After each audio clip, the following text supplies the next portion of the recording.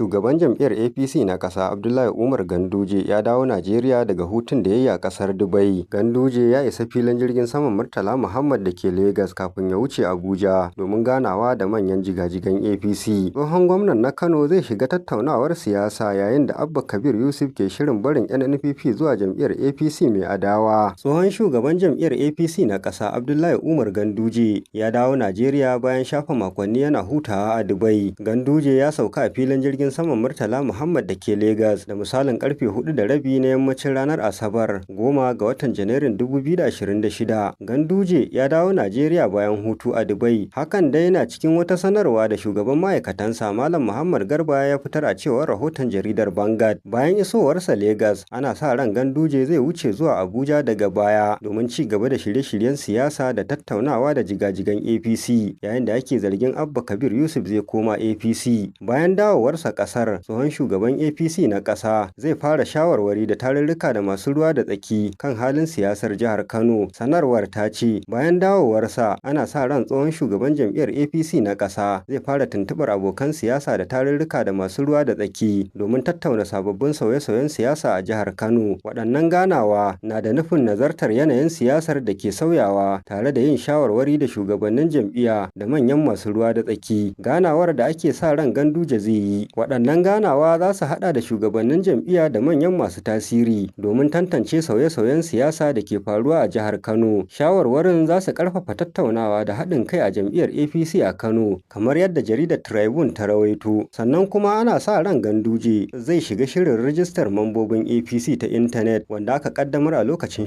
shugabancinsa a matsayin shugaban jam'iyyar na ƙasa. Sanarwar ta bayyana cewa Abdullahi Umar Ganduje na da ƙudurin ƙarfafa tsarin jam'iyyar APC da kuma tallafawa dimokuraɗiyya ta hanyar ci gaba da tuntuɓa da haɗin kai. Tsohon gwamnan ya ci gaba da jajircewa wajen ƙarfafa tsarin jam'iyya da kuma inganta tattaunawa mai haɗa kowa da kowa domin tallafawa ƙarfafa dimokuraɗiyya a cikin APC musamman a jihar Kano, a cewar Muhammad Garba. Abbas Yakubu Yaura, Dimokuraɗiyya TV.